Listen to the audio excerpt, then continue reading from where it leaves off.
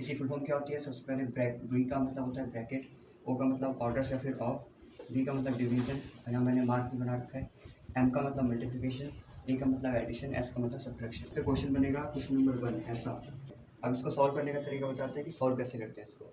तो देखो, सबसे पहले यहाँ पे ये क्वेश्चन लिख लेने के बाद, क्वेश्चन देखने के बाद सबसे पहले आपको जाना है यहाँ बोर्ड मास, ये जो नेम लिखा हुआ है BOD बोर्ड मास। सबसे पहले इसमें देखना है क्या लिखा हुआ है बी का मतलब होता है ब्रैकेट, और ओ का मतलब क्या होता है ऑर्डर या फिर ऑफ। सबसे पहले हमें ब्रैकेट को तोड़ना पड़ेगा, ठीक है। ब्रैकेट यहाँ पे जो हमें दिख रहे हैं सबसे पहले नंबर पे ब्रैकेट बना हुआ है ना, हमें इसको पहले खोलना पड़ेगा। तो खोल करके यानी इस ब्रैकेट को हटा करके सारे नंबर्स को नीचे लिखो। तो ब्रैकेट कहाँ पर है? सिर्फ एक ही नंबर पर लगा है, बाकी सब में नहीं लगा ना, तो फिर बाकी सबको हम कुछ नहीं करेंगे, इसका बस ब्रैकेट हटा करके ऐसे नीचे लिख देंगे बस। बाकी सारे नंबरों को हम ऐसे ही लिख देंगे जिस तरीके से है, बिल्कुल सेम वैसे ही, कोई भी चेंज नहीं करना रहेगा उसमें। ठीक है, लिख दिया। अब स्टेप बाय स्टेप चलेंगे। तो ये हमारा फर्स्ट स्टेप है। अब सेकंड स्टेप में देखते हैं क्या आता है। सेकंड स्टेप में हमें जाना है और देखना है कि हमने बी को सॉल्व कर दिया, ओ को सॉल्व कर दिया। अब देखना है उसके बाद क्या आ रहा है। तो उसके बाद हमारा नाम आ रहा है डी। डी का मतलब होता है क्या? डिवीजन, और डिवीजन का साइन ऐसा होता है। तो सबसे पहले हमें ढूंढना पड़ेगा साइन। डिवीजन का साइन कहाँ पर है? ये है क्या? नहीं, ये है नहीं, ये है नहीं, ये है डिवीजन। तो सबसे पहले हमें इन दोनों नंबरों को सॉल्व कराना पड़ेगा, ठीक है। क्योंकि देखो सबसे पहले जो साइन लगा हुआ है वो डी का साइन, डिवीजन का साइन कहाँ लगा है? इन दोनों नंबर के बीच में लगा हुआ है। तो सबसे पहले हम इन दोनों नंबरों को सॉल्व करेंगे। तो यहाँ लिखा हुआ है 8 को डिवाइड करो 2 से, तो 8 डिवाइड 2 से नहीं होगा, 2 8 से डिवाइड होगा। तो यहाँ पे रफ वर्क कर लेते हैं। तो यहाँ पर छोटे नंबर को बाहर लिखेंगे और बड़े नंबर को अंदर लिखेंगे ऐसे, और अब इसको डिवाइड करेंगे। तो डिवाइड करेंगे तो 2 के टेबल में 8 आता है, हाँ 2 4 जा 8। यहाँ पे कट कर देंगे। आंसर हमारा 4 आया। 4 आया आपका आंसर?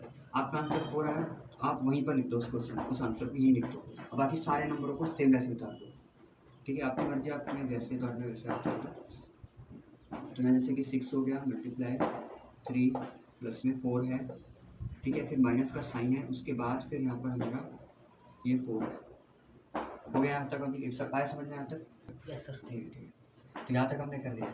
अब देखना है हमने किस किस को सॉल्व कर दिया। बी को कर दिया, ओ को कर दिया, डी को कर दिया। अब हमारा नंबर आता है एम का, मतलब कि मल्टीप्लाई का साइन देखना है कहाँ पर है। तो मल्टीप्लाई का साइन मुझे सबसे पहले दिख रहा है इधर ही है।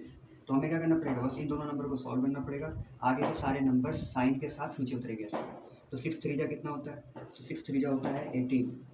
यहाँ लिखेंगे हम 18, ठीक है। यहाँ लिख देंगे हम 18।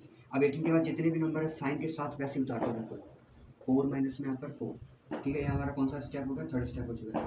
अब फोर्थ स्टेप पे चलेंगे। अब हमने यहाँ पर मल्टीप्लाई वाला भी कर दिया। अब देखना है उसके बाद क्या है? एडिशन आ रहा है सबसे, उसके बाद हम एडिशन करेंगे। एडिशन का साइन ऐसा होता है। तो इन दोनों को इस बार हमें सॉल्व करना है। 18 में 4 प्लस करेंगे तो कितना आएगा? 22 है, 22। अब आगे जो भी नंबर बचा उसको ऐसे ही उतार दो। यहाँ तक तो हमने सॉल्व कर दिया। आगे क्या बच रहा है? बस -4 बच रहा है, यहाँ -4 उतार दो, ठीक है। अब आते हैं फिफ्थ और लास्ट स्टेप पे अपने। अब यहाँ पर क्या बचा है? बस एडिशन भी हो चुका है, सब्ट्रैक्शन बचा हुआ है। सब्ट्रैक्शन का साइन ऐसा होता है। अब 22 में से 4 को माइनस करेंगे तो कितना आंसर आएगा? 18 आएगा, 18। बस यही हमारा आंसर है। बस इस तरीके से हमें बोर्ड मास का जो क्वेश्चंस होते हैं हमें वो करने होते हैं। 6th क्लास में, 7th क्लास में, 8th क्लास में, 9th क्लास में, 10th 11th 12th, कहीं पर भी अगर इस तरीके का क्वेश्चन आएगा तो सबसे पहले हमें क्या सॉल्व, कैसे सॉल्व करना होगा? इसी बोर्ड मास के फॉर्मूले से हमें सॉल्व करना होता है। इस तरीके से करते हैं बोर्ड मास। अगर आपको कुछ समझ नहीं आया हो तो कमेंट करके बताना, मैं आपको दोबारा समझाऊंगा।